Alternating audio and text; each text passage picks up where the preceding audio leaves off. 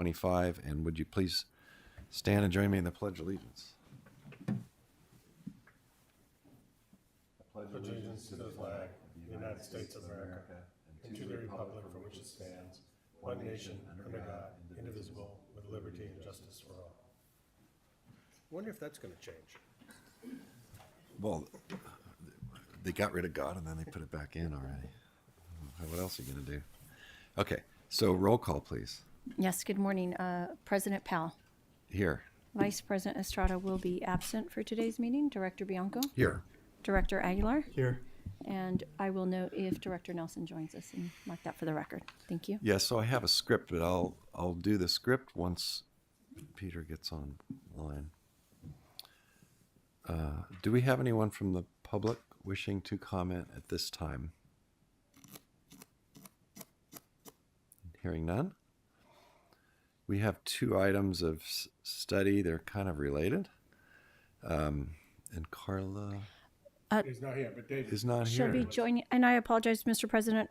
We did have a request to move the order of the items. Just if we could take item B first, the proposed 2026 or fiscal year 2026 proposed budget Sure. revenue projections first. Okay, David, you're on. We're going to do 4B first. I'm not sure if Carla wanted to do an intro or anything. She is on the line. Let me make sure she is. Carla is on the line, and she does. Carla, if there's anything you'd like to say, you can unmute yourself, or if you'd like David to take that for you. Sorry. Hi, good morning. Sorry I'm not there in person. I'm in San Jose at a conference, but David and I worked really hard on these presentations. We have a few people also on Zoom, and I believe Darren is in person as well to assist with the second presentation. Always here to support David in any way I can, Oh. even though it's remote. So Thank take it you. away. Thank you. Thank Yeah, you. Carla. All right. Thank you, President Powell, members of the board. So this is our second study session that we started for the fiscal year 26 budget. And so this slide just gives us where we're at in the process at this point. So we're still very early on. We had kind of that first look at the domestic water forecast back in January. And then this study session, what we wanted to do is hit some of the revenue pieces, so revenue projections, reserves, and debt. These are some of the things that we can put together a little bit earlier while departments are still working on the budgets. As you can see from the calendar here, the department worksheets are due February 21st, so the end of this week. We'll be working over the next few weeks, doing review meetings with finance the week of February 24th through the 28th, and then meetings with the general manager of that first week of March. The next study session will actually be on the capital improvement plan on March 18th. And then we'll be able to fold all those assumptions, including the preliminary look that we're doing on revenue in this meeting for that April 15th meeting. So we're hoping to have a little bit of discussion on some of these points so we can make that conversation as we put all the pieces together in April a little bit more meaningful as well. But that's our schedule at the moment. So as far as the topics in this presentation, we're just going to talk a little bit about assigned and unassigned reserves by fund. I know in the last discussion we talked a little bit about days cash. There were some good questions about that, so we wanted to come back with some of the information on that. A little more discussion on some of the assigned reserve targets by the types we have and the comparison by the funds. And then a look at the preliminary revenue targets by each fund. And then the final piece of this will fold into the other presentation that we have as well, to take a look at debt service that's currently been authorized by the board, and then some potential debt issuances for the future here. We knew this year as we started it, our 22 domestic notes, our interim financing for some projects would be coming due. And so some of the choices that we need to make based on where those projects are at this point, as far as continuing interim financing or what needs to be done. So we'll tackle those today. Okay. So to start with, this slide gives you a picture of kind of the reserve assigned and unassigned targets, total reserves, and then the days cash by fund. The far columns break it out as how we structure it based on our assigned reserves. So that's the days cash assigned. So that as a district is about 316 days is what we're projecting for fiscal year 26 at this point. Total cash when we include all those unassigned reserves is 596 days cash at this point. Of note, I wanted to stress that stormwater and the state water project, those totals alone, which are considered restricted in how we use those funds, make up about 52% of those reserves and days cash. Yeah. Okay. Hey, so David, I looked at this and I had I wasn't really clear. I mean, are these targets or are these actuals or these are what we're going to see at the end of this fiscal year? Yeah, What are these numbers? great question. So yeah, the assigned targets is when we come up with the different categories we have, like operating reserves, rate stabilization, debt service. It's saying this is the amount that we're as a district, based on the policy that the board's Okay. adopted, what we're going to set. So the assigned target is a number that's calculated, and then a portion, and then if you have more reserves than that number, you have an unassigned. Exactly. So like West has a negative unassigned, so it's a little short of its target. Right. Yep, that's exactly right. Okay, I didn't pick that up yesterday. Yeah, and I'm sorry. Now I get it. All right. And that's one of the reasons we wanted to have this conversation, because Yeah. I think it does cause a little confusion sometimes. I think the best way to look at this is if you look at that first column, the assigned, we're taking the cash that we say and we're saying based on policy, we're trying to set aside about $300 million. I get it. Yeah. So Yep. I mean, I think we used to call that target reserves, Yep. and now we're calling it assigned reserves. It's kind of gone through some different iterations. I think we call those our reserve targets. Because the third bullet says assigned reserve targets. I'm like, okay, Yeah. well, is that what it is? We probably All just right. need to settle on it. I think as we've had different directors come through and things, I think we settled on assigned a few years ago. Really what we're just saying is these are reserves that we're setting. There's some gap definitions for restricted reserves and things like that that we don't necessarily want Yeah. to confuse that with. No, and So we we- thought keeping it as assigned and then unassigned keeps that structure a little bit different. I get it. Yeah. I mean, we probably were ill-advised to call that excess reserves at one point, but I think Right. we did. I don't know. Yeah, Probably it'd be don't reserves above target, but Yeah, because I get yeah. you're not. It's not like you're. I don't know. It's a meaningful number because when it's a large number, and I know we look at it by fund, when it's a large number for us to say, we need to raise rates, and then you have these unassigned reserves, it's like, well, right, when does the line cross? I mean, do we need to do it now or can we wait? right. Yeah. And I think that's an important piece because as we talked, I think last April a little bit too, and it flows into the debt piece of that. The real pieces we look at is days cash being kind of how strong the district would be as far as ratings and things too. But the other Right. piece of it has to do with those operating revenues. And when we set rates, when we're looking at kind of that operating income number, that is one of the things sometimes we can't necessarily fix those with reserves, besides rate stabilization, which we'll talk about in a little bit. But we need to really focus on both of those to say, are we setting rates appropriate enough to cover our operating expenses? And then really what happens is, we do our projections each year, things like salary and benefits, we budget those at full employment. However, we usually have savings there. And so those are pieces that flow down to that unassigned reserve at the end of the year as we kind of see things. So that's sometimes why that grows. I don't think you could ever get that number to be zero as much as we'd love to be that precise. But the reality is then what happens is as we're looking at our 5-year forecast, we're looking at those unassigned reserves and saying, okay, what do those rates need to look like in the future based on those reserves to keep us within target, but then also meet those coverage calculations that we'll talk about a little bit as well. Yeah. No, I mean, and kind of my takeaway, just my own overview is we're in a pretty strong position. Reserve wise, it's very strong particularly for some funds. I think I would maybe couch that a little bit. Stormwater, for instance. looking at that one, No, it's very on an strong. overall, right, because Yep. you really need to look at it by fund. I get it. Yeah, and I mean, I think the one I would bring up just that we're focused on quite a bit is domestic water. And so Right. you can see there, it's a very big operating expense that you're dealing with. So a lot of your reserves targets are large. However, when you look at days cash, it's just simply because that fund needs to fund quite a bit. I mean, we're looking at an assigned target of about 180 days, and our total is about 235. So those are the ones that we start to look at. West replenishment's a little bit different story. I mean, it's low at this point. That's probably artificially low a bit because we do have some numbers right now that we need to have programmed for legal contingencies and things like that. But really what that's telling us at this point is that one may have unassigned reserves, so below its target for 26. Our plan would be for the board policy to bring that back to its normal thing within 5 years is how the policy states it at the moment. So just, I'm a little still confused. So Sure. days cash assigned, this is what the board has proposed we have on hand. correct? Right, through the targets. And the days cash total, that's what we actually have. Correct. Well, no. Yeah. So Yeah. Okay. So we've assigned an average of 316 days of cash, okay? But we actually have 596. All right. Yeah, so the overall policy says we'd like to keep reserves around the 365 day as kind of an overall arching policy. This mainly just shows if we're going through how we've assigned them currently. So that's all our different reserve types that we'll be going through. 316 days is what that comes down to at this point. And then when we look at our total reserves, if we're just ignoring that piece, we're saying we have about 596 days of operating.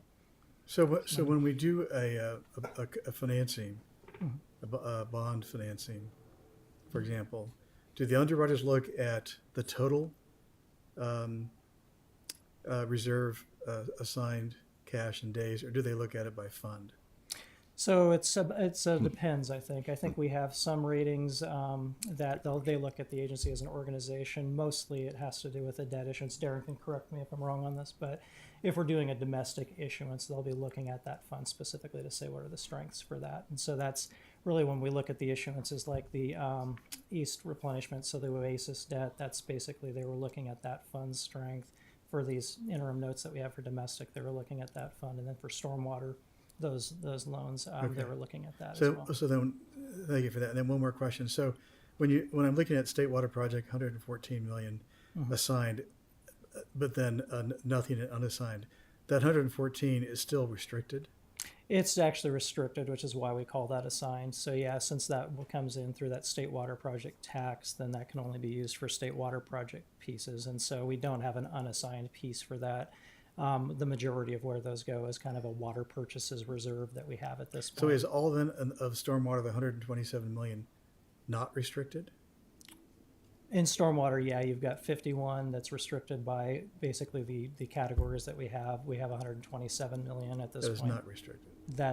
It's restricted in the sense that that tax is collected for stormwater purposes. So it's not cash that's free. Right, That but within the property tax- stormwater definition. Right. Yeah, okay. Thank you. Yeah, and the one thing I'll point out with stormwater too, and actually it's probably true with sanitation too. We're looking at fiscal year 26. Right now, those do include some bond proceeds that we're projecting if we do those bond issuances in 2026. So that's makes that number a little bit higher. I think for stormwater, it's about 30 million or so of that, but it's already a large number though at this point based on how that fund's set up. So you're telling me that you want to increase the total days cash that are under 360 days? That I'm wanting to increase them. That's correct. So you're saying that domestic waters at 235, and you want to increase that to 360. I'm not necessarily saying it needs to go to 360. This is mostly just a strategy of saying at this point the reserve targets that the board has established give us about 180 days operating, and basically our total days cash is 235.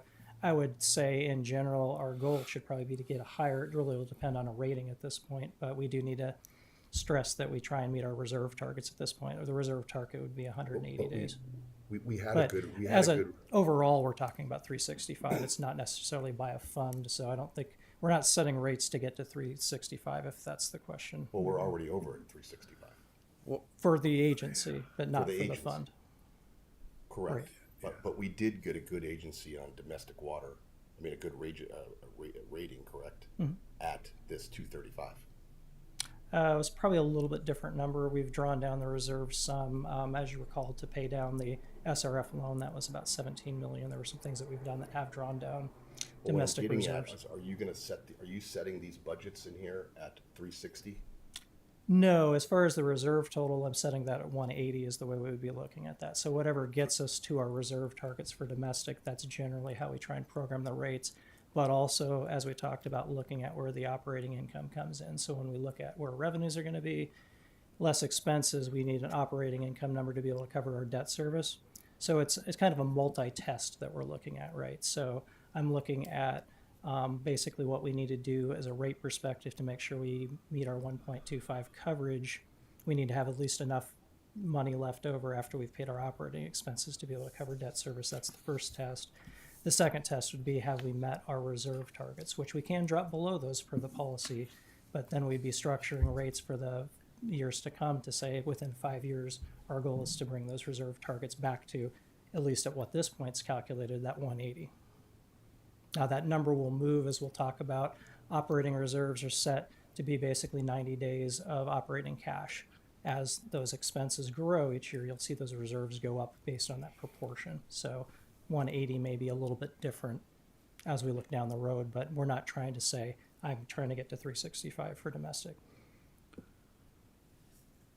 I'm not sure that makes sense, but maybe it'll make a little more sense as we go I mean, through I think this. what you're saying is that the signed reserves or the target reserves for that fund Right. is based on a formula. It is. And so, and it's, we had it in somewhere in one of the pages. And so there's 3 or 4 components of that. Right. And it generates a number, and the number is 52.68 million right now. Right. And this whole days cash thing is more of just a footnote to say. It is. And if you look at days cash, that's how much days cash that Right. policy generates, Right. which is 180. Right, but So it's not, it doesn't drive the decision necessarily. It just, but it does though, right? Because they've been telling us we need to raise rates because our cash would be too low, and we just raised sanitation up, and we've got 595, but our reserve target's 173. We raised up domestic, and our target's 180, but we're 235. So there's 2 parts to this, right? that's, I don't think that's the driving. I've heard that, but it was a couple of years ago. Yeah. But We there's do- 2 parts to this. We have the reserves, which is really one-time money. And then we have the operating expense, where we have to figure in debt coverage. You can't use the one-time money to cover operating expenses.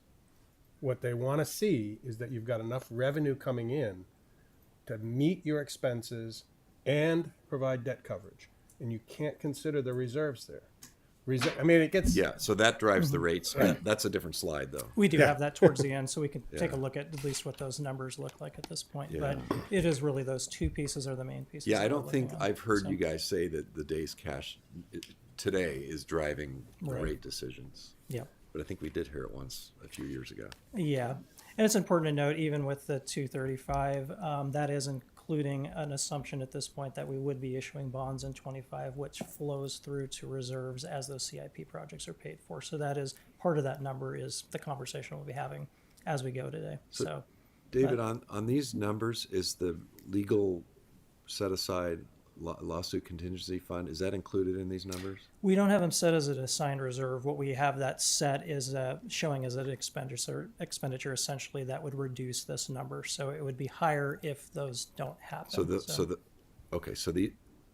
this total reserve, that those contingency funds are not in here? They're not a contingency. They're in here in the sense that those unassigned reserves would be reduced essentially. Like Okay, that, so so they they're are- baked in there at least as so- far as the thinking on it. Okay, Yeah. so it is in there. Yeah, if we didn't have to pay those, then that would actually increase our days cash, depending on when the timing of those, if that makes sense. I don't know if it does. So I guess the way to say we're showing those as a expense for 2025 in our projections at the moment, which reduces our ending reserves for 25, which Oh, then I see. flows to 26. You're showing so it as an expense. in that sense, they're in here, but if they're not actually expensed So in 25 it's going to be baked into the budget as an expense. at the moment, yeah, for it the just is year. a starting point, yeah. Interesting. Okay. Yeah. All right. What we've essentially done on that each year is we've rolled that because the expenditure hasn't happened. So if we don't have those expenditures in fiscal year 25, we'll then show those with any revisions that need to be made for fiscal year 26. So it's sort of just a placeholder that's there. Yeah. If it doesn't actually end up being an expenditure or if those numbers are a little bit different, then those will flow in. But we're putting that in as a placeholder to say we do need to essentially set this aside. So that's the thinking on that at this point. So any of the future decisions are saying those may happen. And these numbers are as of July 1, 2025. Yeah, this is saying, at least in this table, it's saying where we think we'll end fiscal year 26. So it's kind of a projection looking forward at this point. Where you'll end fiscal year 26? Yeah, so this is taking the projections that we have for revenues that we're talking about today and saying this is where 2026 will So end. this is as of July or June 30th, 2026. Right. Oh. Didn't know that. It's the end of the fiscal year.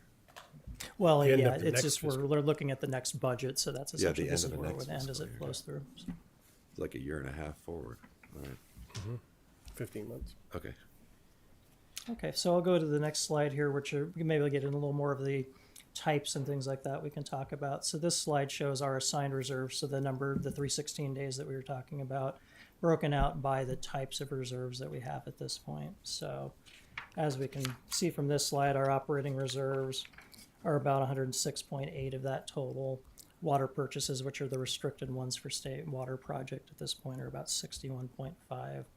And then we have our different categories for emergency, capital rate stabilization, and then some of our smaller reserves for debt service and vehicle replacement. But those totals get to us to that 299.5 million. And it's just a comparison over where we think we're gonna, those targets were for 2025 as our assigned reserves based on where they're gonna be for 2026. Okay. So Have we always had this? Have we always had it like that? No, I had trouble with this slide because I didn't know if this was reflecting actual projected cash, which it's not, or if it's just the target. it's essentially just project- showing what the target would be. Yeah, Projected so- target based on our operating expenses and CIP. Exactly. Yeah. So yeah, that's why you're seeing growth. So for operating, we're expecting there'll be Yeah. an increase in costs this year. So that's why you're seeing Yeah, that no. number go up. For water purchases, we're still working through some of the state water Got it. project tax, whether we're going to use reserves for some expenses. So at this point, we're showing this as a lowering of that as we maybe make some decisions on that as it's a little more I get clear it. what the purchases will be. And then really a lot of these are fairly stable, like emergency, it's based kind of on a calculation of, we'll go through that slide a little bit, and then capital, it really is that, in general, that 25% of PAYGO CIP.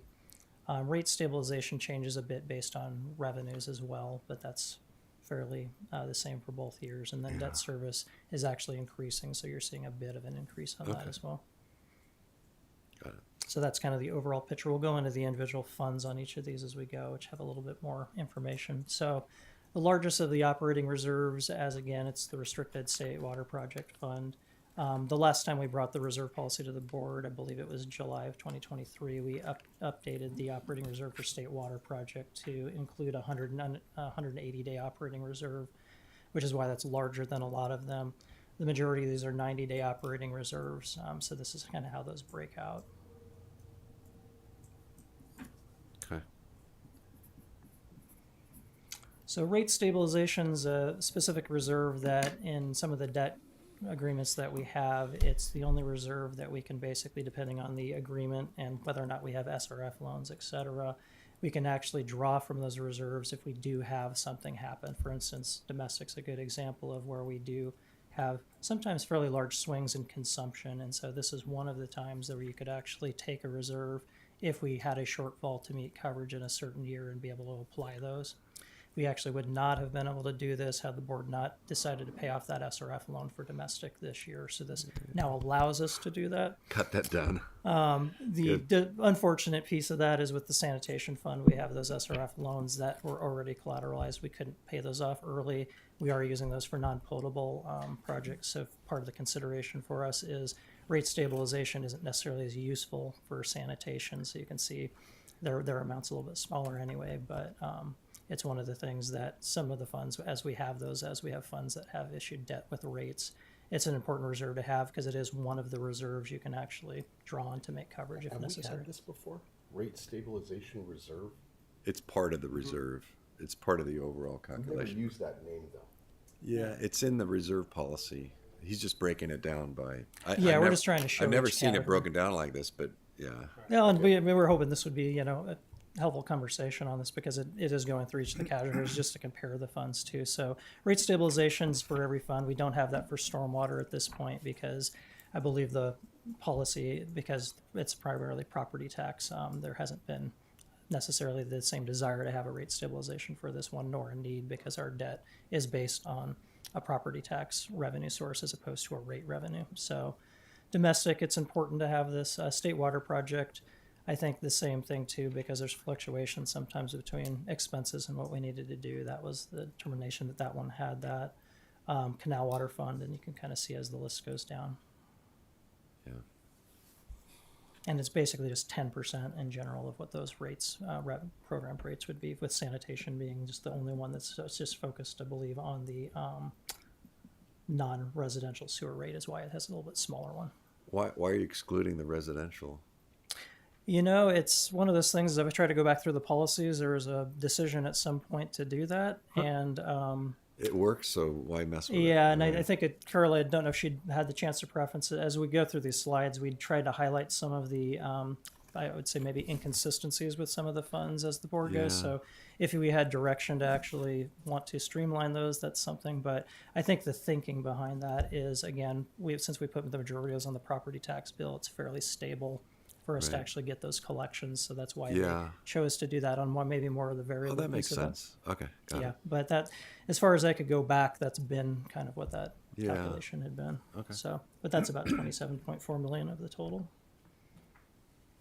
The next one is capital reserves by fund, and so we have a couple of these highlighted here that are the differences, but I believe it was back in 2021, the board, we brought this policy to the board and decided that we would try and target about 25% of average pay-go as what this target should be. So based on what the CIP looks like for our current projections, it'd be about 35.1 million for 2026 for these reserves, and this is the breakout of it.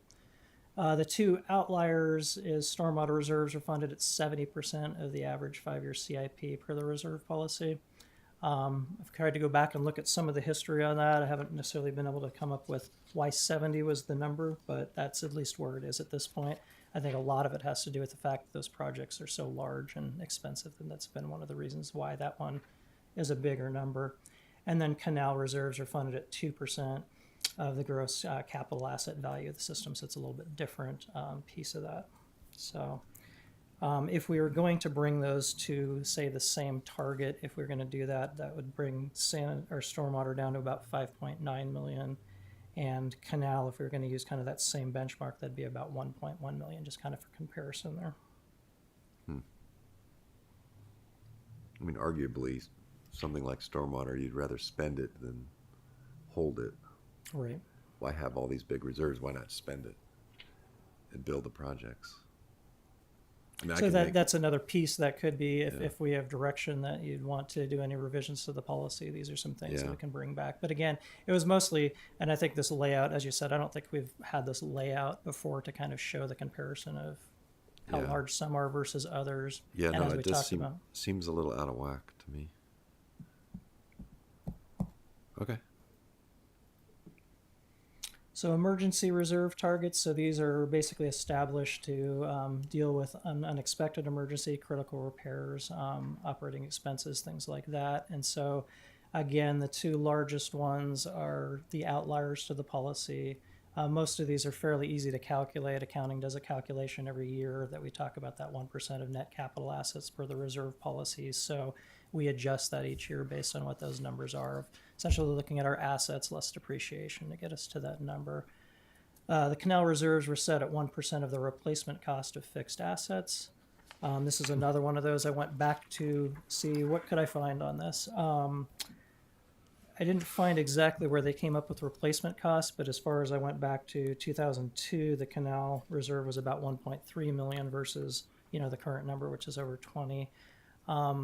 We've essentially rolled this number forward from a certain point. So it's a number that's very discretionary in many ways, depending on what do we think really a replacement cost of the full system is. I think the calculation as it is would probably base that off of about a $2 billion system to get us kind of to the numbers that it is at this point, which...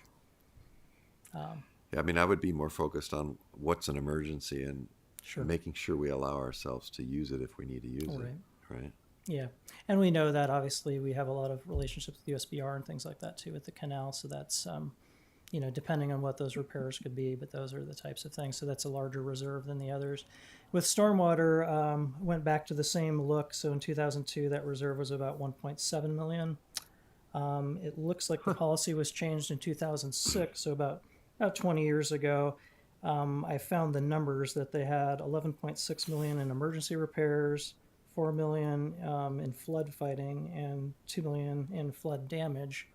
And I'm not sure if it was after an event at that point, but that it didn't necessarily say why that was the proper number, but we've carried that as a fixed number in the policy at this point. So this would Yeah. be another one to, I don't think it's a bad, again, as long as we know what emergencies are, Right. if we define that and allow ourselves to use it when we need to.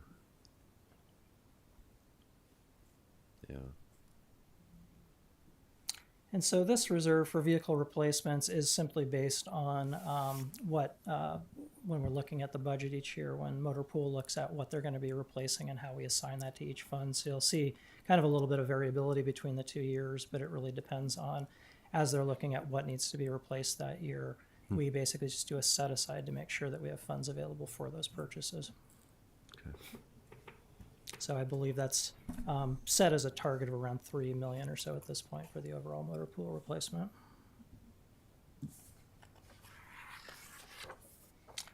So debt service reserve targets. So this one involves a couple different things. Within this number, there's designated and restricted reserves. We have restricted reserves for the SRF loans, and so we had one for domestic that's no longer there. But then for sanitation, as those loans are drawn for the SRF loans, they have a restricted piece of that we need to set aside from that more legally defined restricted reserve, more of the gap portion of that. But as a practice, what we do is we set aside a year's worth of debt service for each of the funds. So that's what's reflecting based on what we think debt service payments are going to be for fiscal year 26. Sometimes different bond issuances, they may require a reserve. We don't have any that are requiring a reserve at this point, but that's sometimes a credit enhancement to an issuance.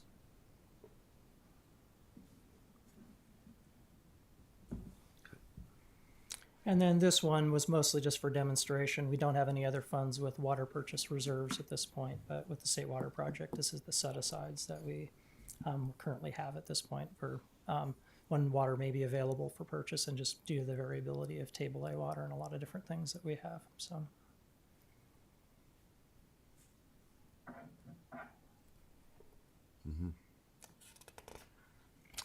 with that, we can shift gears to at least projections for operating revenues at this point. So we can start with domestic in this case.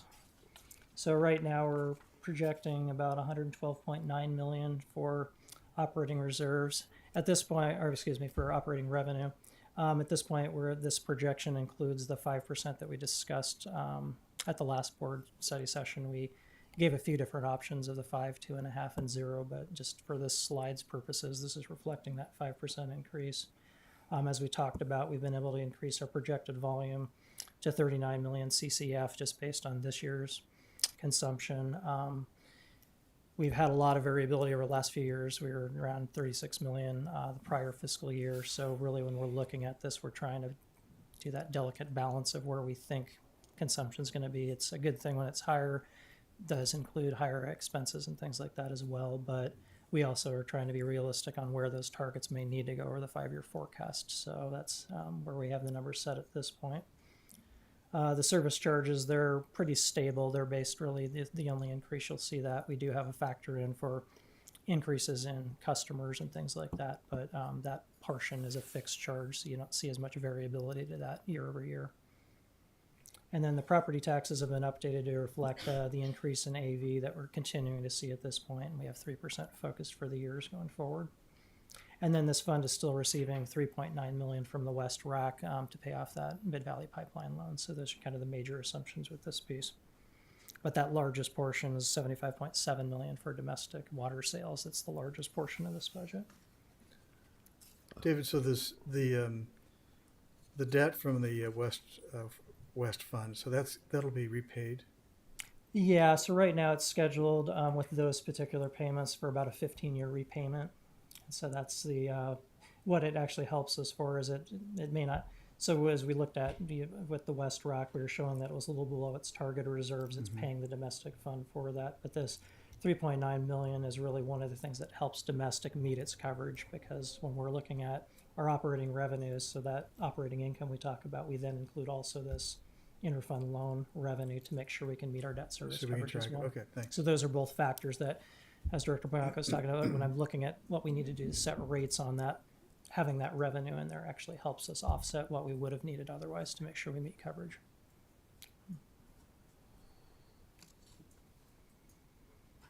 So for the canal fund, total of 57.3 million, so fairly flat at this point.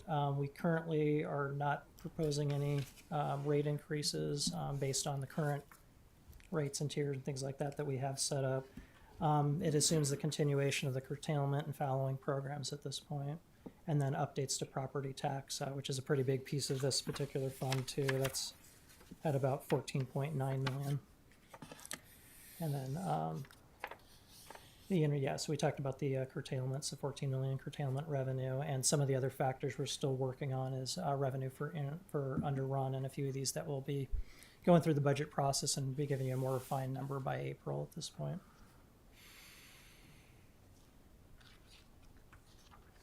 Okay. We'll move on to sanitation. So this slide is just currently, again, total operating revenues of 66.6 million. So it's an overall 10.1% increase when we look at property taxes as well. It factors in that increase that's in the cost of service study at this point of an 8.5% increase. And expected increases in investment earnings at this point due to, as we noted earlier, the reserves in this particular fund being higher. And a lot of it has to do with the expenses are still there, but CIP timing and things like that have shifted a little bit at this point. And so as we're drawing on a lot of those SRF loans and things like that too, we'll be doing that. But then we also were looking at a debt issuance for this fund of, I believe, around 50 million in 2026 for some of those large projects.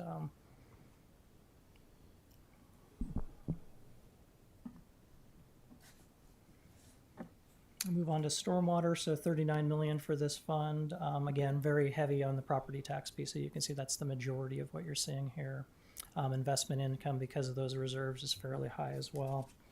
And then this one does have a large correction for 2024 that included one-time revenue. It was actually one of the year-end entries we did for 2024 where we reclassed a project that actually belonged in the canal fund, and so the revenue came back to that to put our reserves where it needed to be. So that was one of the corrections for 2024.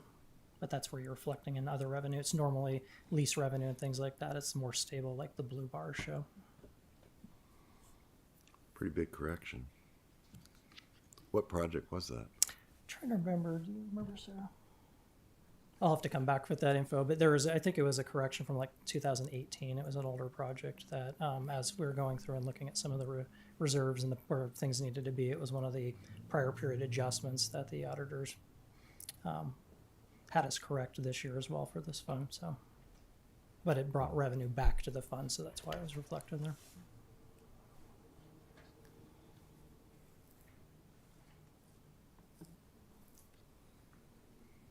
So for West replenishment, again, we're still waiting on some of those finalized numbers. I believe I actually got those from Environmental Services this week, but at the time of publication for the replenishment charges, it didn't have the updated consumption.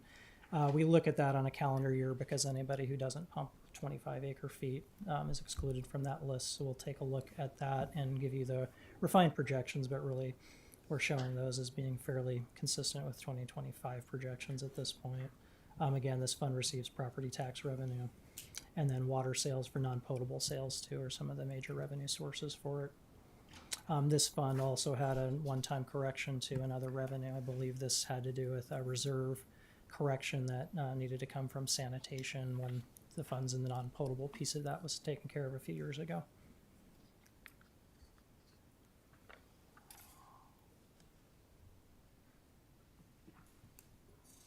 Mission Creek, pretty consistent. Revenues are about where they've been. The main two sources are for the replenishment charges and then the income that we earn off of the reserves that fund has at this point.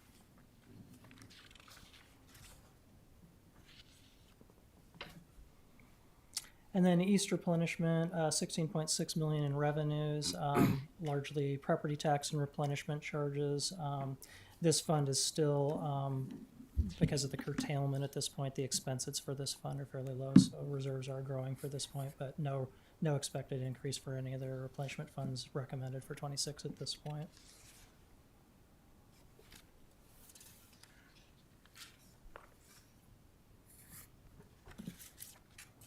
And then State Water Project, I'll stress that this was still one that we're reviewing a lot of the expenses that may be coming in.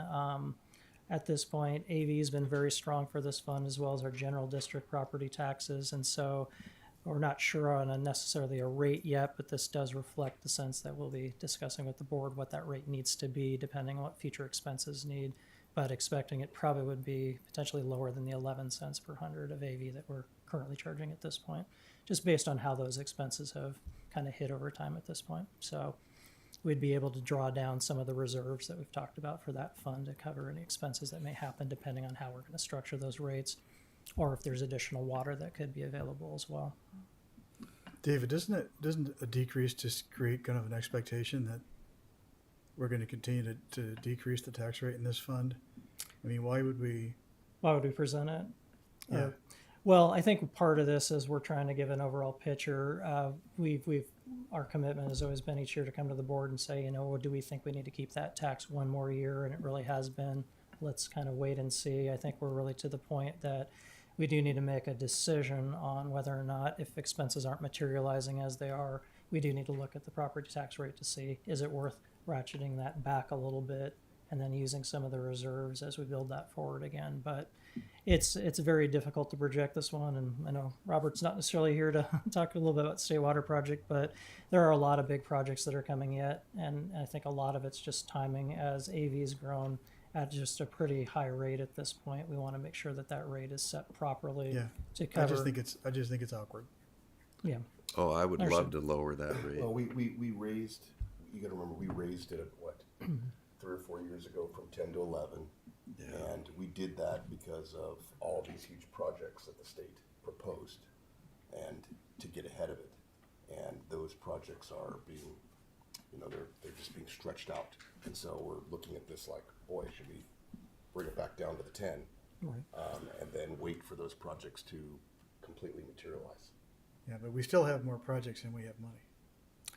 We just can't use You're it. just Potentially, really, but- really restrict on where you can use those funds. It is, and this is, and I look at it as I wouldn't want to bring a recommendation to you guys for domestic just because, we want to keep rates where they are if it didn't need it to. So I think part of this is we've really had to kind of take a wait and see, with the different changes in hydrology the last few years too. It was worth saying another year. Is it worth keeping that rate where it needed to be? It now gives us an opportunity to take a look at that and say, can we set a rate that we think can be kind of a proper slope for the future that would allow us to use some of our reserves if some of these one-time things come, or if we get 100% allocation instead of a 50, or we're Yeah, I get maybe not looking at it this year. But I think the expectation that we're setting the stage for is that we're going to need to look at it this year as opposed to just continuing Okay. to keep it where it is. So I think in 18 years or 16 years I've been on the board, it's the first time I've ever heard staff suggest a lowering of a rate. For real. I had to reread it like 4 times. I'm like, Yeah. what does that say? Yeah, so good. I like it. So this is sort of a busy slide, but we'll shift directions into debt. And so we include this table in the budget book, but we really wanted to take a look at what's been authorized, what's kind of outstanding for some of the projects, and just sort of where we are. And again, trying to say outstanding principal in this case, as we expect it to be as of the end of this fiscal year, and then the budgeted debt service. So right now, just as a maximum, as you can kind of see with stormwater, we've got the 2 loans that have been agreed to, the WIFIA loan and then the Series 22A notes. And so right now we have outstanding principal at the end of this year, about $108 million for stormwater and about $6.1 million in debt service is what those payments sort of stabilized for over time for now for what's issued. With domestic, this one's a little more complicated because we had a lot going on with it, but the State Water Resource Control Board SRF loan is the one we talked about being paid off this year. And so you can see there's not an outstanding balance at the end of this year for that one. Still showing the domestic Series 22A interim notes as a balance there. We'll talk about that maybe a little bit more here soon. And then just also showing a placeholder of this domestic Series 2025. So this is the amount that we'll be discussing as well for some of the projects that may be coming up, at about $58 million is the potential ask for that as well for some of those projects. For East replenishment, it's the Oasis project, so we've talked about that. We're just on track to continue to pay those. You can see there hasn't been a decrease in principal. We're actually still using capitalized interest at this point. So those main payments, we're paying the interest piece of that, but not any principal at this point until I believe a few years in the future here at this point. For Canal, these are the loans that we basically have for the Mid-Canal Reservoir and the irrigation laterals, and then that agreement that we have with IID for some of those extraordinary projects. So we have those in placeholders, and it gives you an idea of what we've drawn down so far of those totals. So as of about the beginning of this year, we've drawn down about $5 million of the irrigation lateral funds. And as those projects progress, through those quarterly reports, we'll ask for those reimbursements. Mid-Canal Reservoir's complete at this point. And then, at least as of now, they haven't started the extraordinary projects like the Pilot Knob project and things like that at IAD. So, but showing that our maximum potential outstanding for that fund's about $76 million in debt when we're through with those projects at this point. Sanitation, these are the SRF loans that we talked about. We have 2 that have been processed, so that's the 17-18 non-potable projects and then the 2021 non-potable projects. The way we're structuring those, these, as you recall, are the projects that also received WIN funding. And so we're doing what we can to draw down the grant funds first before we actually draw down any of the debt that we would need to do on that. So that's why you're not seeing a whole lot as far as debt service at this point. This year will be about $648,000 for that first loan for debt service, but we're still waiting on the rest of these as they go. And then the board approved the applications for the 2023 non-potable projects, which is the Warp 7 projects and Young Farm project. And so that one's we're still working with State Water Resource Control Board on approval for that loan. However, we did receive notification we received WIN grant funding for that project as well.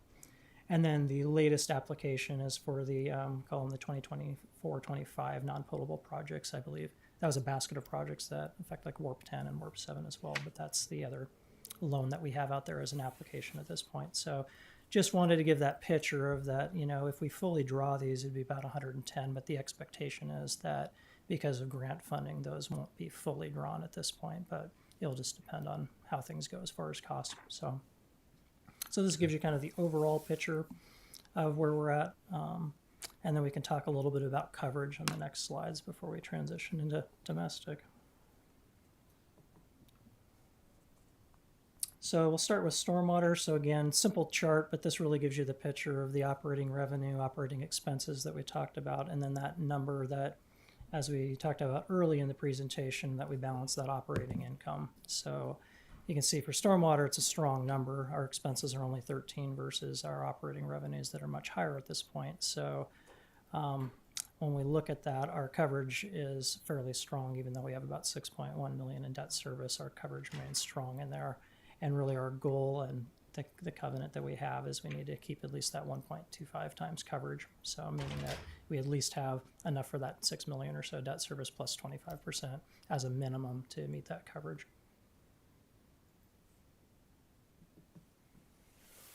For East replenishment, again, it's showing no rate increases are expected at this point. Operating revenues, again, are very strong. Operating expenses are artificially low at this point because we do have water purchase savings and then also energy savings without the curtailment efforts right now at Thomas E. Levy.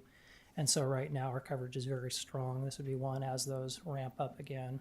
We would need to make sure that we're charging adequate rates for the RAC to make sure that we're paying that. But overall, at this point, debt service coverage is very strong.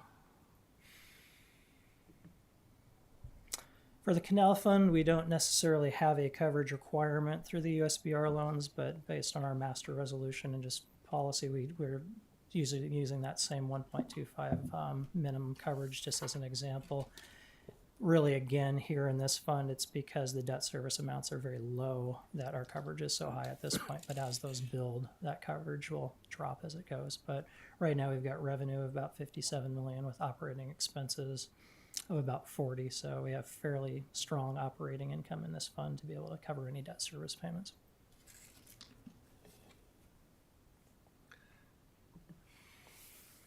For sanitation, we have a couple different calculations that we're needing to meet. The bottom one's going to be one that modifies over time, but this was, I think, where we spent a lot of time last year talking about domestic and how we needed to meet these different coverages for it. So the SRF loans have a different requirement in them that we need to meet a 1.1 times coverage of what they call maximum annual debt service, that we refer to as MADS coverage. So what that means is when they look at either prior or future, we need to make sure we have that coverage maintained. And as those loans ramp up, and so right now under MADS coverage, I'm only including the loans that have been officially approved as far as the maximum amount drawn on those two that we talked about, the WARP 7 projects, and then the other one. Once those fold on, that would be part of our MADS coverage too. So it's important to note that this fund right now has a very strong operating income as we look at this. So for 2025, 12.33 million left over after covering operating expenses. It allows us to meet that coverage, no problem. But it is one of the reasons because the board has continued to do the rate increases that we have for this fund based on the cost of service study.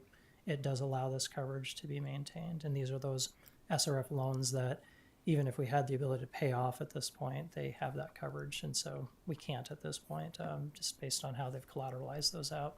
So David, what does it mean when you say in the third bullet point that these loans are still under review?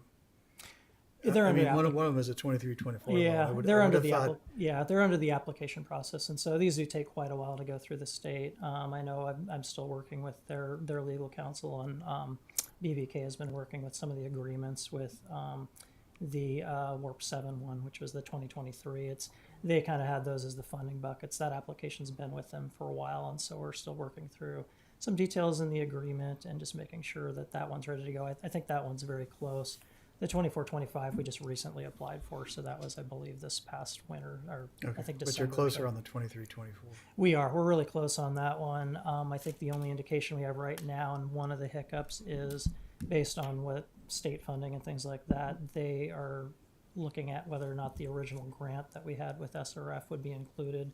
I don't believe it will be at this point, but they're looking at whether or not that could be amended if funding's available for that in the future. And I think that was about $3 million, if I remember the number on that one. So good. I think it kind of got caught in this funding challenge with California, and I think that's been some of the delay on that one. But that application was submitted. I'm trying to remember the submission date. It's been a while on that because we actually did get the wind notification prior to the SRF at this point. Thanks.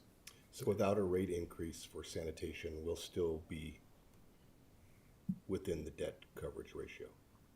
You Above. would be at this point, correct? Remember that slide.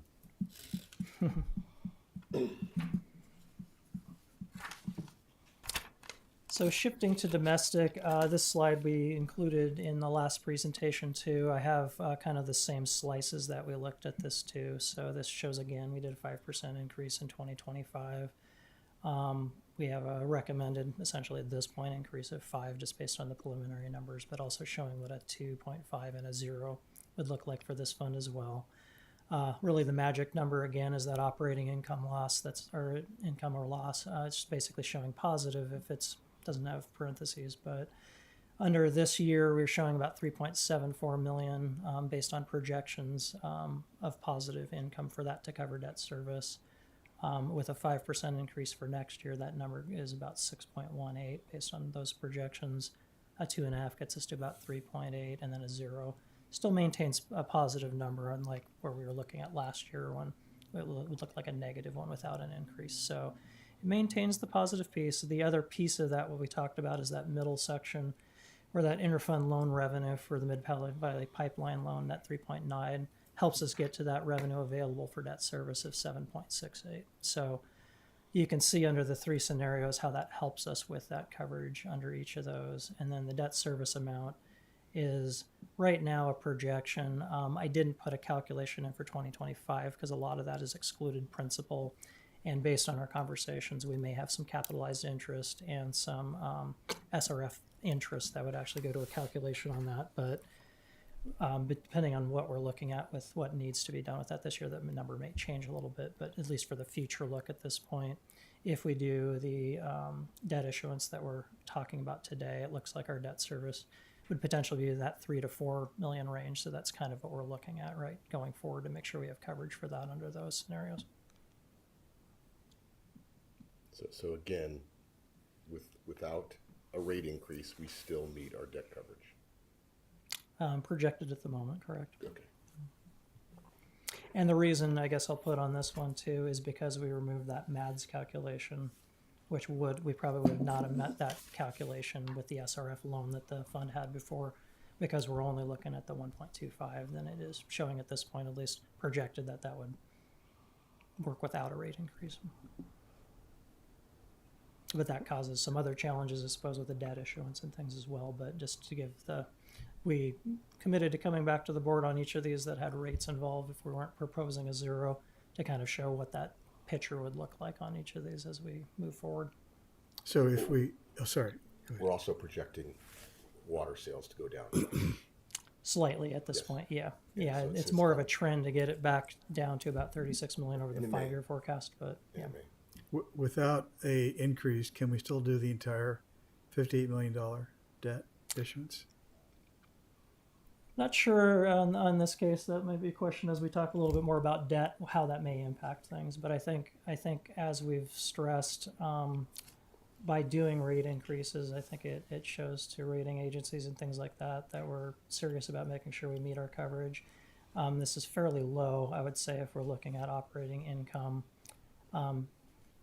Like if you look at all the other funds as we kind of looked at, this is a pretty small portion of the amount of revenue and expenses for this fund to say the operating incomes, we're basically breaking even, I guess I would say that. So if you look at 2025, if you have 107 million in revenue, knowing that consumption plays, I believe it's about 75% of the revenue source, it's a very big variable. And so if we had a decline, like even in the second half of this year, and that's not the number we hit, and maybe our operating expenses have gone up more than that 103 that we've projected, then we get into an issue of how do we solve for that? And then that's where we talk about rate stabilization reserves. We talk about what we'd need to do to make that coverage work. But that's, I think the tough thing is we're working on a very small margin, even under the 5% and 2.5%, because, you know, you're not looking at having a whole lot of revenue to meet your coverage.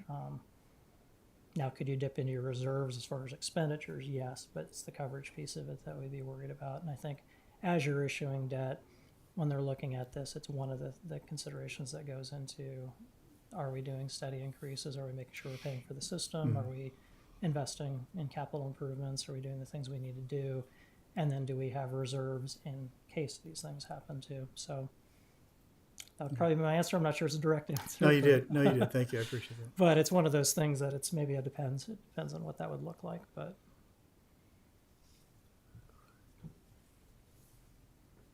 and so with that, I know we have a different presentation on this, but we also had the listing that we had for the projects that we expected to be funded. But I guess the piece I'll say about the rolling of the notes too, and Darren may speak to this a little bit too, is we are at that point where we have to have a decision because we were expecting to pay that $35 million this year. It's due June 1st. And so because those USDA funded projects that we were expecting to be reimbursed with those proceeds, that isn't happening this year. We're having to make a decision on, do we let that flow through as far as just we're going to pay for those and drop reserves, or do we actually take a look at continuing to move forward with the hope that we can actually still complete those projects and get the USDA funding for those. They were very low interest rate loans. So I believe the main one was 1.25%, the other was 1.5%. Yeah. And so the issue with the USDA loans is they're not reimbursement based. And so we have to finish those projects before we actually receive those loan proceeds.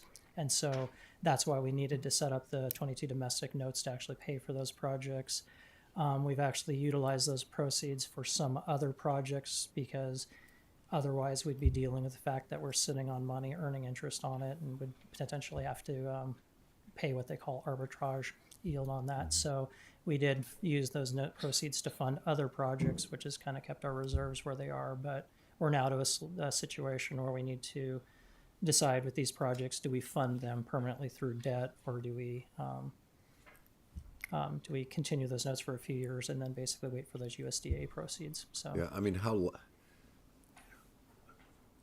it seems likely that we'll be able to draw on those USDA funds once the projects are complete?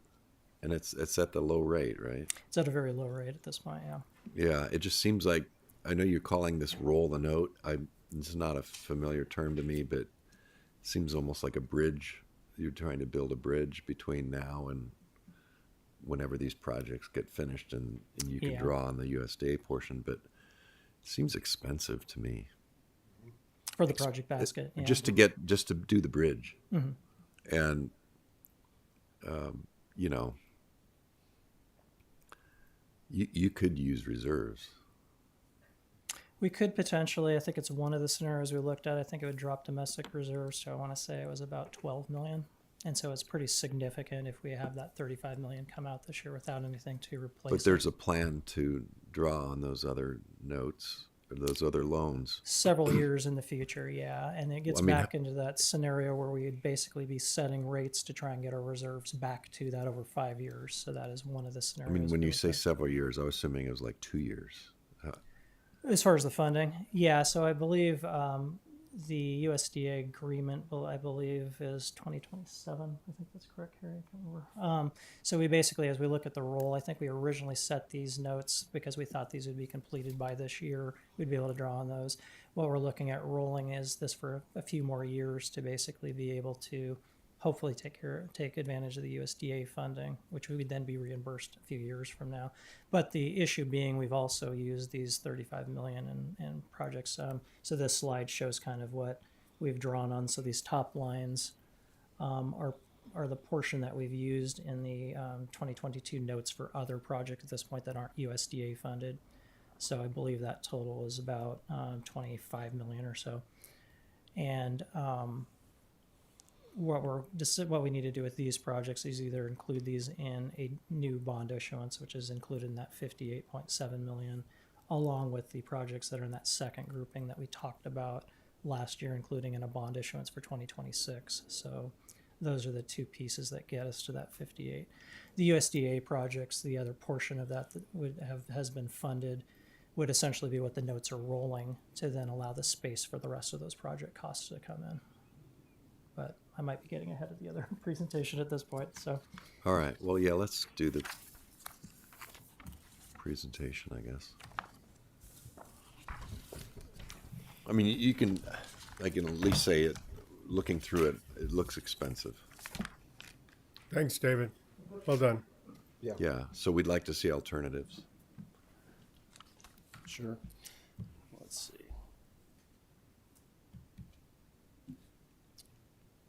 Can we pull up the other presentation?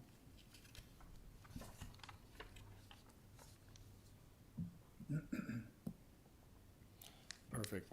Good morning. So as David mentioned and introduced, I'm going to talk about the proposed 2025 Plan of Finance for domestic water. Obviously, there's a couple different elements. If we turn to the first slide to what we're looking at in 2025, the first and perhaps most important is that the 2022A notes have a maturity of June 1st, as we'll talk about. So we do need to address that or risk default on those notes, which we definitely do not want to risk. The second part of it is that, as David mentioned, we do in domestic water have new money projects that we need to fund and finance. And so part of our thought process here is that if we are already in the market potentially to address the 2022A notes, to not wait another year to issue debt. Instead, if we're already going through the process of getting ratings, doing offering documents, going through the staff time, perhaps consolidate these two processes so that we save on time and costs. So that's the second element of the proposed plan of finance for 2025. So one offering instead of two offerings. It would still be two offerings, but it would be a consolidated path. Instead of we're doing it once now, we're going to wait 12 months, do it again, and just pay people twice for the work, right? We're kind of doing it once and realizing some savings there. So I'm going to start with an overview of the 2022A notes. I'm going to go through it quickly. David did a great job of introducing it. But the salient features of this are that we issued $35 million of notes back in 2022.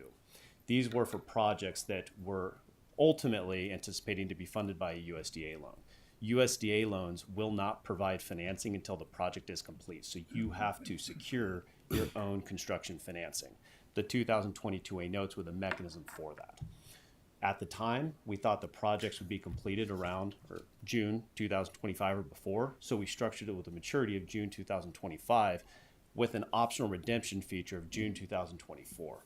The reason there was that if the projects were completed sooner, we could draw on the USDA loan sooner, pay off this debt, and get into the USDA loans as fast as we could. Now, the challenge is that as a result of working through the USDA process, coordinating with them, there's been some delays to the projects. And so we're not able to draw on the USDA loans at this time to pay off the 2022A notes. And so we're going to be talking. So you're saying that USDA caused delays in the projects? I think, as I understand it, that was one of the challenges, just the coordination So process with them. they have to approve what we're doing, what we're building before we build it, but they won't give us the money till after we're done. So I wasn't interacting with USDA directly, but I'll defer that to the Is district. that about right? Yeah. Carrie's nodding. Yeah, no, I mean, it makes sense. They would want some input along the way. So that just seems really messed up. Okay. Yeah. Yeah. Carrie, yeah, why don't you come up? Carrie, while you're on your way up, this caught my attention too. Having worked with USDA for 20 years. Yeah, I think it's important because not only do they just approve the initial documents in order to go out to bid, the bid package, but then they have to approve our notice of award before we bring it to the board. Then they have to approve our notice to proceed. They have to approve our pre-construction notes. They have to approve every single change order, every single progress payment that we make to the contractor. And they have not been responsive at all.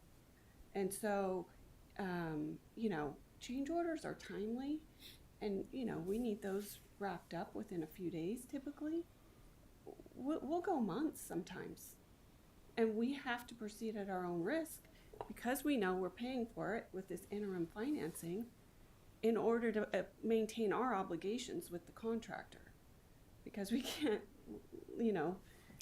incur delays from the contractor because USDA is not being timely. So can I just say one thing? So I think there have to be other considerations, I think, for delays in the project. I don't know if it's consultant overload or staff demands, but I mean, this is such a significant issue that it's costing us money and lag time.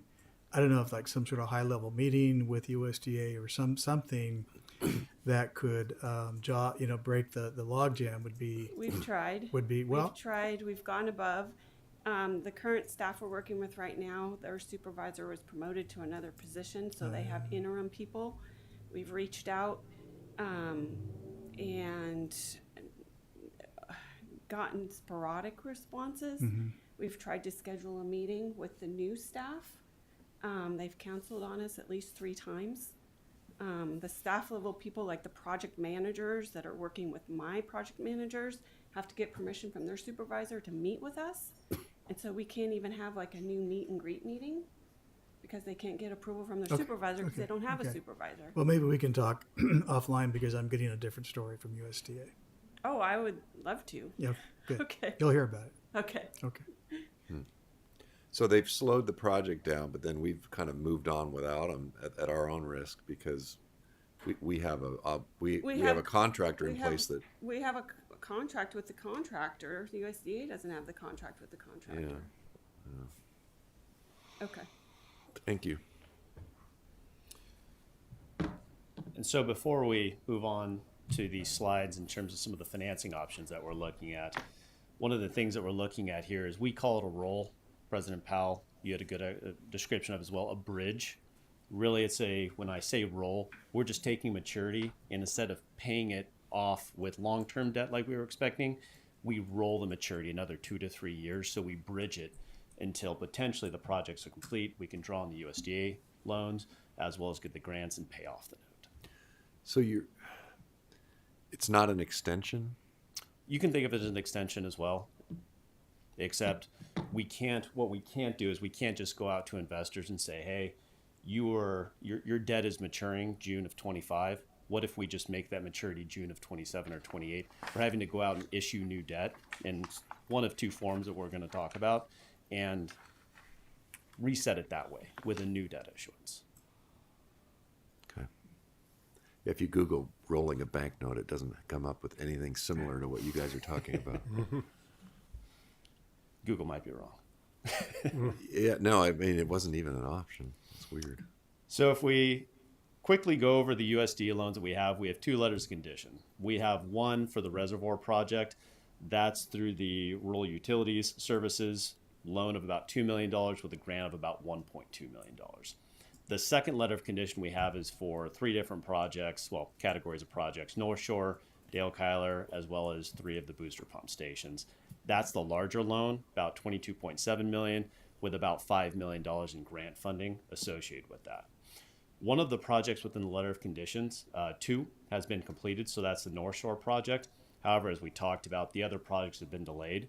And so at this time, because we'd like to retain the flexibility to draw on the USDA loans for long-term financing on these, as well as access the grants, that's why we're considering rolling the 2022A notes. So in terms of the options, in terms of rolling the notes, we're considering two different strategies. The first is through a public issuance. So a public issuance is the same mechanism by which we borrowed for the 2022A notes. So we would go out to investors, offer securities, and then negotiate the appropriate yield to finance the notes at this time.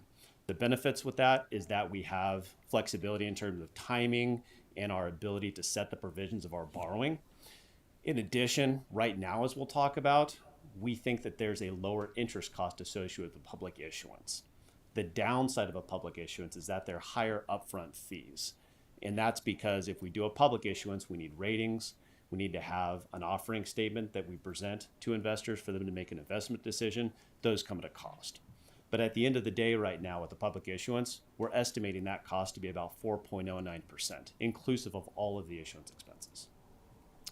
The second alternative that we're going to potentially pursue is a loan directly with a bank. So the difference here is that we would still borrow money, but instead of going out to the public market and needing to get ratings, a offering statement, we just negotiate directly with a bank. So there's lower upfront expenses. The downside of this is that right now the banks are charging a higher interest rate than we could achieve in the public market on our own. So we're estimating right now that a direct purchase would cost about 4.73%. So quite a bit higher than we could achieve in the public market. The benefit of a direct purchase, though, is that it's a much more time-efficient process because you don't need to get ratings. You don't need to create an offering statement. You're just negotiating direct with a bank. Didn't we used to have a credit facility in place? So we Is do there a have a line of credit. credit? Yeah. Yes, we do have a line of credit with BMO. Unfortunately, that facility is not large enough to be able to draw on that to pay these off. If you remember, several years ago, we reduced that from 50 million down to 25. Right, but isn't that at a lower rate? It actually wouldn't be. Wouldn't be? Okay. Yeah. So right now, we'd actually be borrowing at a rate that's probably slightly higher than the public issuance as well. Really? Yeah. I was just thinking if you could do half and half or something. Yep. Or even do that plus self-finance. Still not bad. Still not bad. Yeah. And so this rate, this 4.09%, if that's the direction that we chose, this would only be for the 2 to 3 year period. The idea would be that we'd pay this rate until we can draw on the USDA loan. And as David mentioned, hopefully it'd be in that 1.59% range. And also the grants would help pay the note down. And how do you know? I mean, what if it's 4 years? Well, then we have to roll them again. That's the risk. We'd have to roll it again. I mean, what if we did just drew on the BMO and for part of it and reserves for part of it? Gives you more flexibility, seems like. That's another option. You'd be subject to the same conditions. So if we draw on the bank BMO facility, that rate resets on a periodic basis. And so we'd have the same situation we're facing here, where if we have to roll the notes in the future, we're subject to market rates at that time. Yes, you're right. BMO would give us more flexibility. So if the project completes in 2.5 years instead of 3 years, yes, we can pay it off sooner. The downside with BMO is that BMO may not want to renew in the future. There's a lot of uncertainty. With bonds, we're kind of controlling our future to an extent. What kind of appetite is there out there for public issuance. For a strong credit like yours, there's appetite. So we don't have a lot of debt in the market. And so investors want diversity. So strong name like the district with the ratings we have, I think we'd see quite a bit of demand for it. So a public issuance, is that like a bid? Do they submit proposals and we review them, or is it? Yeah, no, great question. So let me just jump ahead to the next slide because it feeds into that. So under the public issuance, what we would do is we would submit an RFP for underwriters. What that would entail is we essentially provide the parameters of what we're looking to finance, the way we're looking to finance it, and underwriters would say, here's my fee to assist you with that. And then when we go to price the notes or sell the notes into the market, PFM would assist the district in negotiating with the underwriter and investors what's the proper interest rate. Okay. And so that's the way in which we determine what that interest rate would be for the notes. Okay. Under the bank loan, really what you're doing there is we're just RFPing and saying, give us your rate to borrow directly from you, and there's less negotiating. It's just, here's the rate. But don't you want to know what that is? Yes, and so what we're doing is when we submit the RFP, we're asking for both. Give us, underwriters, what a public issuance might look like, what your fee for that is, and banks give us your rate. And then we summarize all those responses, and then we decide what's the best cost of financing at the best terms based off all these responses. And again, it's just short-term commercial paper, right? Because we're still relying on the USDA Correct. to come through. That's right. No, I get that. Why can't we loan ourselves money through another fund? Well, you could do it with domestic. Well, we still have to, it's still a debt that we still have to pay ourselves interest on. Is it going to be a comparable interest? No, but I mean, Well, you would. it's like you wouldn't- stormwater. No. There's enough reserves in domestic. You don't have to pay any interest. You would just give up what you're earning right now, which is what, 1.8% or something. On it. Use the unassigned reserves, Yeah. which draw down the day's cash. Right. No. David. Well, you don't have to use domestic. I'm You back. could use some of the other funds that are healthier. So we looked, I think, at a few different scenarios when we did this.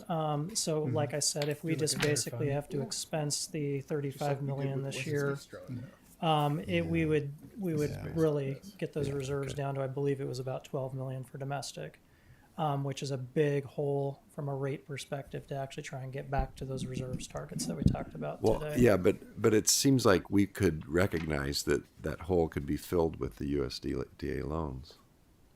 So it could, but I believe the issue with the USDA, and Darren maybe will speak to it a little bit more, is the fact if we decide we're going to go and pay off those notes this year, I believe we still need to have an interim financing available to essentially do those USDA loans. And so I think that ends that USDA process if we actually pay the notes this year. We would need to check that with you. Well, I mean, is Yeah. there a way to do a hybrid with the, for instance, the BMO and reserves? So I guess the other thing with the BMO line of credit at this point is it does expire in end of June this year. So if we're going to continue that, we would actually have a negotiation with that piece too. But I believe when we originally approached USDA with this, we needed to go this interim financing route with this type of with the notes, because that was a requirement that they had, is that we had to have something besides internal reserves, something besides a letter of credit at that point to actually secure this. And so that was one of the things, as we've talked about, we may not be able to continue that process if we Yeah, just simply okay. use cash for that. Yeah. I don't understand. We have $127 million in stormwater, unassigned. Yeah. You Why could. can't we use? Well, you could, but now, I mean, you could. But David just pointed out that the USDA may not allow you to do that, which I assume that's because they're not going to loan money to somebody who doesn't need it. Yeah, and I mean, that was the issue we had, is we had a lot of reserves when this conversation happened back in 2022, and really what they required of us was to come up with interim financing for this, or they wouldn't go through this process with us. So that was, we couldn't use the cash on hand or do an internal borrowing from Stormwater at that point to pay for this.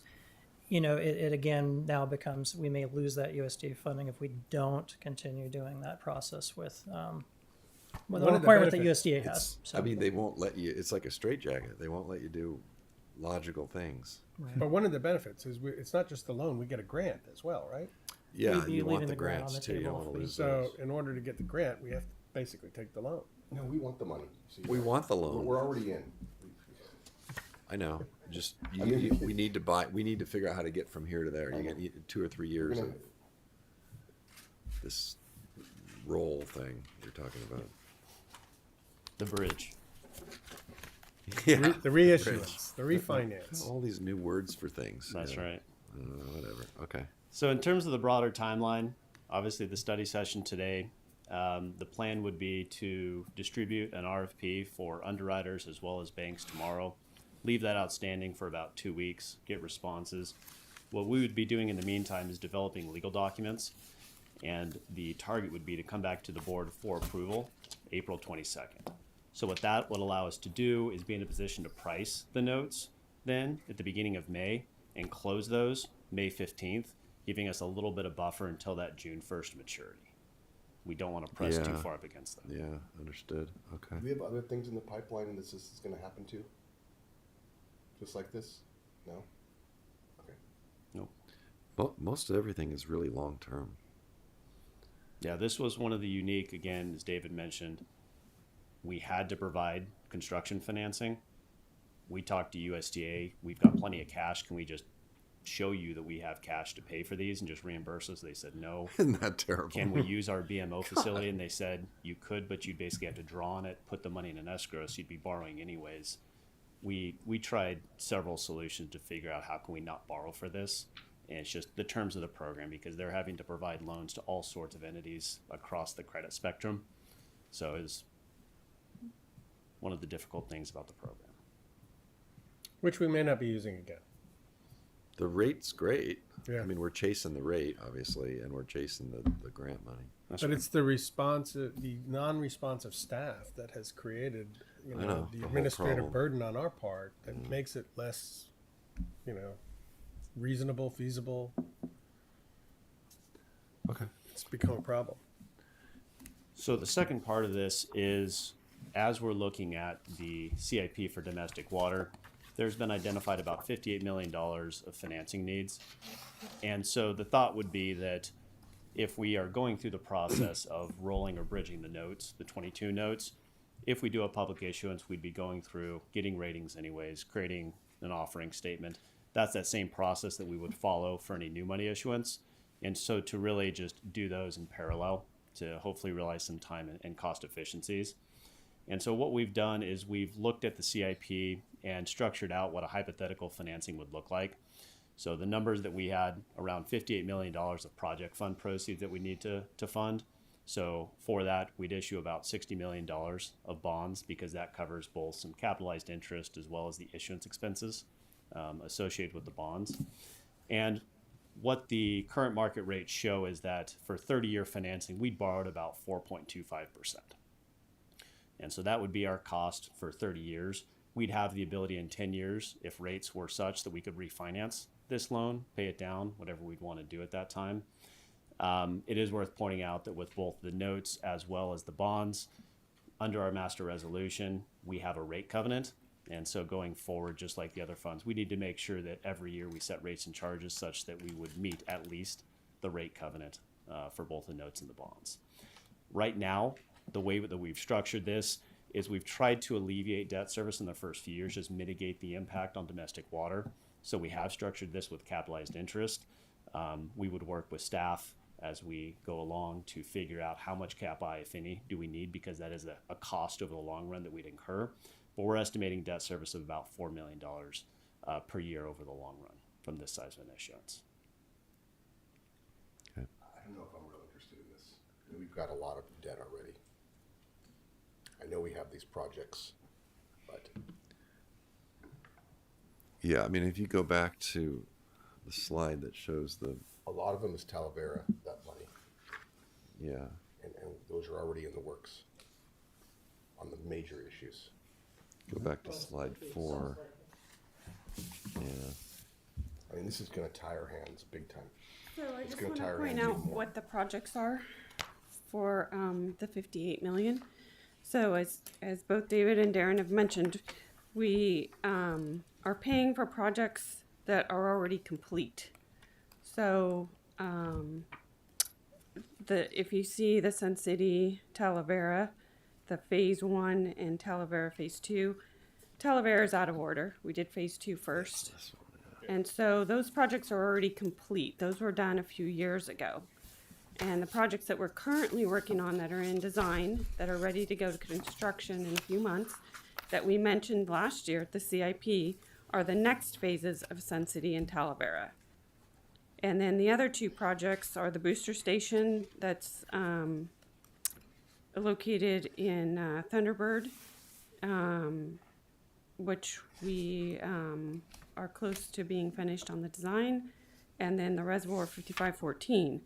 So all of these we've been talking about for several years, and we brought them to you last year in the CIP. And if you recall, we had the $99 million bond funded list of projects. And so that included stormwater, sanitation, and domestic water. These are still the same projects that we're talking about. And we've moved forward, you know, based on the fact that this was the plan. And so we are ready to start construction. And the designs are wrapping up. Right. So can you go back to that slide that shows? Well, Karen, we can still do those projects. We can just spread them out a little bit longer, Sylvia, I think it's the list. right? Can you bring up that PDF again, Yolanda? The list, please. There's multiple phases for Talavera. Not this is. I mean, Right, these are just the next phases. That we've Actually- already talked about doing. Okay, this is not the slide I wanted. I wanted the slide that shows the rate covenant requirement that you were talking about. Can we go back to That was that? the prior presentation in the budget book, correct? Yeah. Yeah, well, there was a slide here that just talked about what our rate covenant requirement would be if we did a public Coverage financing. ratio, coverage percentage. These are the projects that are in the 58 million. This slide. Yeah, I understand. And so, just to Director Bianco, the first three, those projects have been completed. Like Sun City Phase 1 and Talavera Phase 2, those were completed 4 or 5 years ago. So the ones that are, the 4 projects that are listed below, those are the ones that design is almost complete and we're ready to go to construction on. So we really need to do the Sun City Talavera because we haven't done a phase for a few years. I think it's slide 26 in the first presentation. Yolanda, slide 26 on the first presentation, please. Okay, so and we paid the 23 million of the projects that are already completing out of what? Out of PAYGO funds?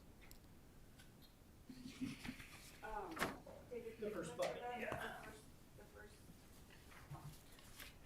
yeah, so if we go back to the Excel, and I don't know if you can see it on just, if you have it up in front of you, but those, for the notes that we already issued for 22, since we weren't able to use all that for USDA projects, we actually used those proceeds for these to basically capture those project costs in there, and then essentially, because we hadn't had all the USDA projects available, we didn't have expenditures to be able to apply to the notes. We made sure we used all the project notes for some existing projects. So that was the Adams Street project, the Phase 1, Sun City, and then the Talavera Phase 2. So we basically used notes proceeds, or at least we drew down notes proceeds for those projects. So that's the first bucket of what we will now need permanent financing for. So that's part of this 58 million. I see. And then what makes the room then for the USDA is we're only rolling the costs that we've currently incurred for USDA projects is that notes, and then it has the space for the remaining parts of that project. Okay. okay, so my question actually is on page 7 of your finance plan that you just presented, where you talk about, I don't know if we can pull that up, page 7 on the finance plan. Sure. On the second bullet point where you talk about if we do this, it will need to maintain compliance with the master resolution rate covenant while debt remains outstanding. So my question is, if we do that, does that then have any impact on This is any page of our 7 reserve of the funds or second any of the other presentation. funds? Are other adjustments required to be made in order to meet this particular language. So the rate, so you're asking if we would need to do anything within the other funds to be Yes. in compliance with the rate covenant of Yes. domestic water? So the rate covenant for domestic water. Darren, just a minute. Oh. So could we get slide 7 of the second presentation up? Back on PFM. Thank you. Which is actually the Thank first you. presentation. That's the slide. There we go. Yeah. Okay. So the second. rate covenant would be directly related to only domestic water Okay. for this issuance. So when we issue domestic water notes, it's looking specifically at the domestic water fund for rates and charges. Your other funds that have debt outstanding, they will have their own rate covenants that fund has to comply with. Does that answer your question? I guess, yeah. Is there money out there that may be a little bit more, interest may be a little bit more, but you don't have those covenants? The rate covenant, Yes. almost all borrowings will require a rate covenant. The reason for that is because They don't do that in regular private business. in the municipal sector, the lender, every financing I've seen, they doesn't- require you to set rates and charges It so doesn't that make you're sense. able to at least pay. Well, I think we need to look into it. It doesn't make sense to me. I mean, it's the most stable form of business there is. And I think that's why we're rated AA plus and AAA. I don't know what private corporations would be rated, but many private corporations aren't rated AAA or AA plus, and so part of the trade-off is that we have these rate covenants to allow us to get these high ratings so that we can borrow at 4.2%. Again, I don't know what corporations borrow at, but I imagine they probably do backflips to borrow at 4.2% for 30 years.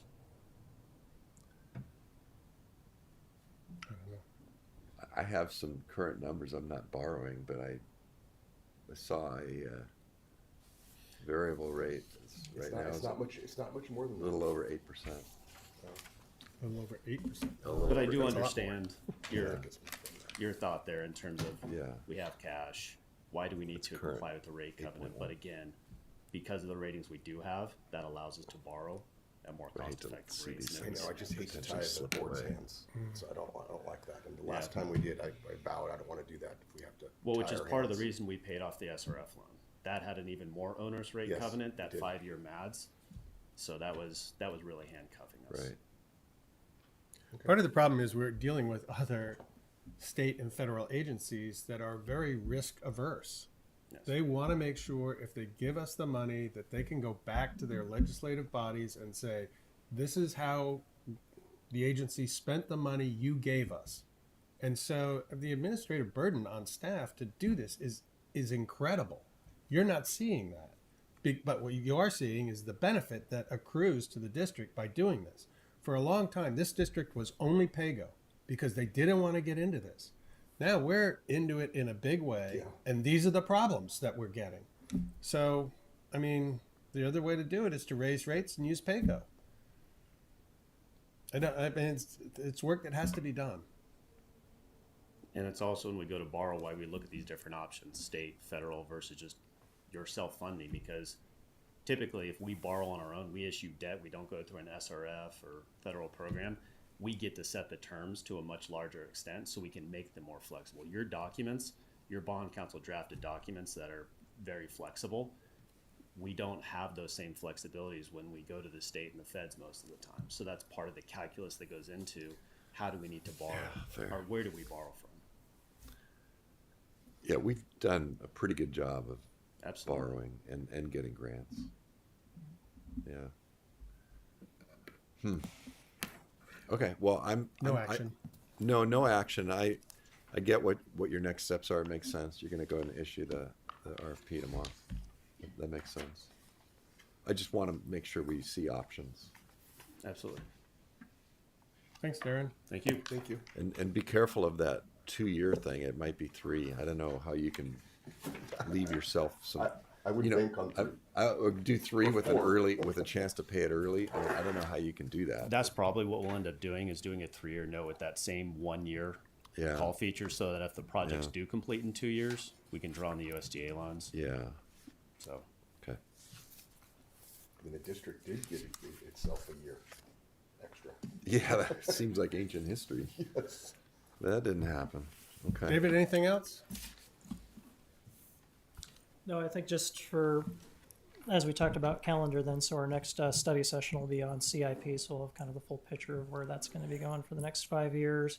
And then as the rest of the expenses come in, the operating expenses from departments, we'll have basically for that April presentation, kind of the full picture that we can have our rate recommendations and things as well. So, Yeah. Besides that. First of all, very good presentation, David. thank you. Good job. And let's keep these options open. I mean, I know you had the 0 rate increase options in there. Keep them in there. Let's, continue to see that. Yeah. We don't know what we're going to do, but we want to at least have options. Sure. Yeah, we'll have kind of that same presentation look when Yeah. we do that as well. So, Thank you. Okay. And then I want to see your treatment on the state water project tax too, what the options are there. sure. Yeah. We'll and- have more information and- at that point too. and- I know I met with Robert yesterday. I know there's some things they're still working on, and then basically the rest of the expenditures that we'll be looking at to then see Yeah. what kind of would that slope look like based on So hard to a lot say of those what future costs.